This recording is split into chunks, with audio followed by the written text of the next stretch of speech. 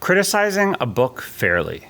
How to criticize a book fairly if you're an avid reader. You probably have encountered books that you loved, hated, or felt totally indifferent about. Gatsby is a book I love to hate. Is this Gatsby? It probably is. It's a teeny wee one. It's more of a novella. Don't let them tell you it's a great American novel. Anyways, you probably all clicked away because I did that during the intro, but whatever. How to criticize a book fairly if you're an avid reader. Probably encounter these books that you love, that you hate, that you don't care about, and you might have also felt the urge to share these opinions with others, the same way I just did because I couldn't help myself. Now you do this either through reviews, discussions, or debate. But how exactly do you go about criticizing a book? And how do you do it fairly without being biased, emotional, or disrespectful? If you didn't think I worked at a real school, now you know. But how do you criticize a book fairly without being biased, emotional, or disrespectful? You see, criticizing a book is not the same as summarizing it, analyzing it, or interpreting it. And if you do those things instead, the feedback you're going to get is that you're just describing it. It's too descriptive, and we want to be analytic here. We want to analyze the text. So criticism goes beyond describing what the book is about, how it's written, or even what it means. That's comprehension. Criticism involves evaluating the book's merits and flaws and judging whether it achieves its purposes and meets the standards it set out or that are a part of its fields.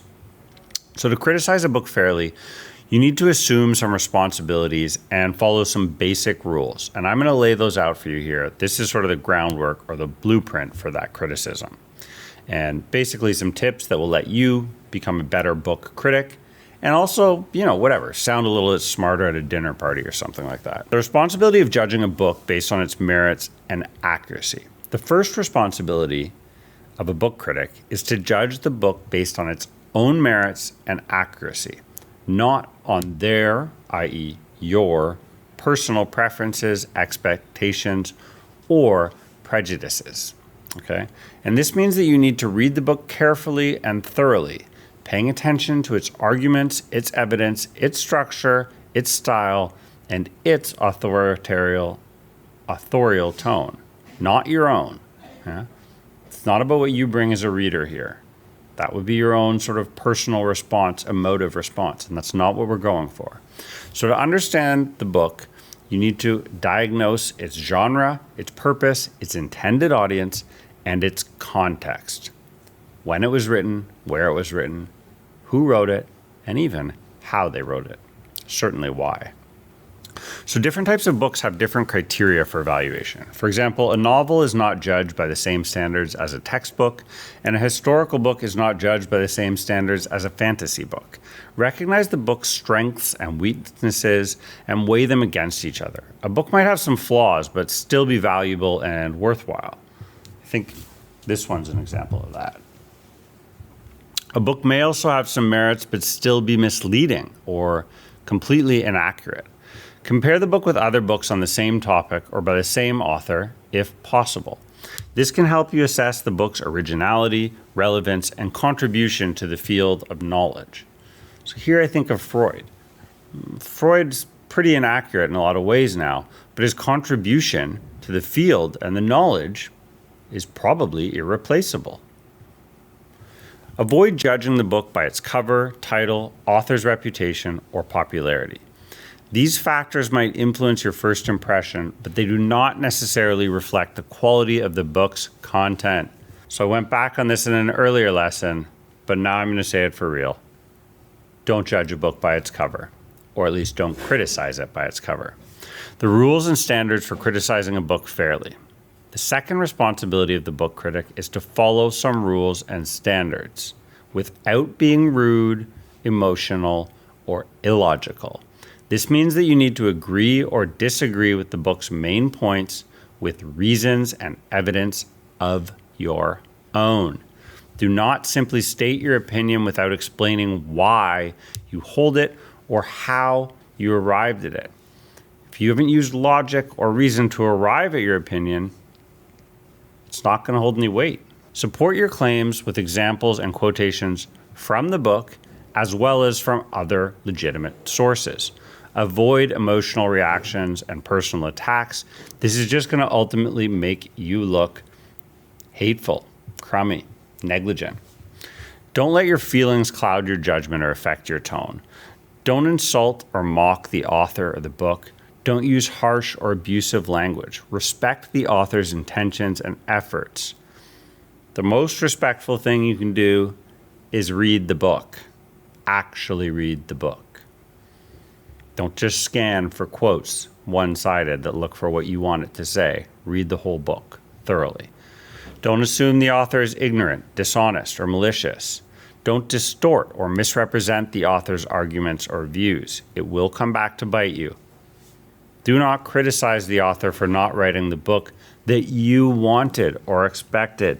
After all, there's an infinity of books and knowledge out there. The book you want to read is out there. Now, if this is the book you want to criticize, that's fine, but you attack it logically with coherent and well-reasoned arguments. Don't pretend you're objective or impartial if you're not. You acknowledge your own biases and limitations as a critic, and don't ignore or dismiss evidence or arguments that contradict yourself. You can destroy them, but you can't ignore them. Don't claim to have the final word on the subject. Next, the types and levels of criticism.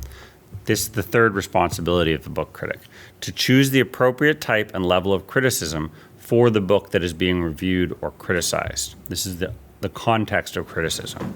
So there's different types and levels of criticism that serve different purposes and different audiences. Some of them, for example, are factual criticism. This is the type of criticism that focuses on checking the accuracy and validity of the information presented in the book.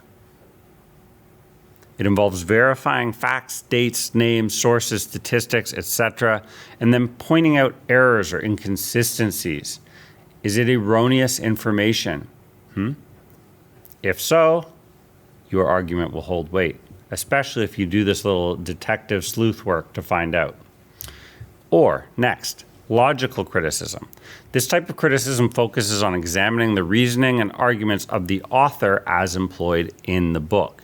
It involves identifying their assumptions, their promises, their conclusions, and any fallacies or syllogisms or egregious errors they've done. And you point out these flaws or gaps in their logic. This is analytical criticism at its finest. Finally, there's moral criticism. This type of criticism focuses on evaluating the ethical and moral implications of the book. It involves assessing the values of the author, their principles, their motives, and the consequences of their arguments. Okay? This is what underlie the book's claims and its actions or calls for actions. If you're doing this, you are now swimming in the deep end. It is hot. Be careful. Aesthetic criticism. This type of criticism focuses on appreciating the artistic and literary aspects of the book.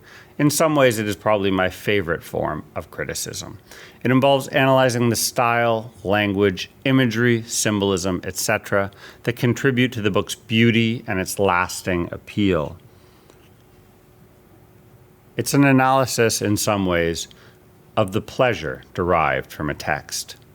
Depending on your purpose and audience, you may use one or more types of criticism in your own reviews. You might also use different levels of criticism depending on how deeply you want to engage with the book. Some levels of criticism are descriptive criticism. This involves describing what the book is about and how it is written, but it doesn't involve making any sort of judgments or evaluations. This is the kind of thing you might do for a magazine or a blog or something, or just a simple, review. Evaluative criticism. This involves making judgments and evaluations about the book's merits and flaws. So a paper of repute, whether it's in London or New York or Singapore, they're going to expect evaluative criticism in their book review section. But it doesn't necessarily involve making any recommendations or suggestions. Next up, we have prescriptive criticism. So this involves making recommendations and suggestions for improving the book or for applying its ideas. But it's not necessarily about comparing or contrasting. So you do get into this level of prescriptive criticism sometimes in, the Times Literary Supplement, and it's also what you're going to get when stuff starts being peer-reviewed or in sort of academic journals. Next up, we have comparative criticism, which involves a compare and contrast between other books on the same topics and involves syntopical reading, which we're going to get into some more as this series develops and continues. But this doesn't involve making any generalizations or conclusions yet. And as just mentioned, we next have synoptic criticism.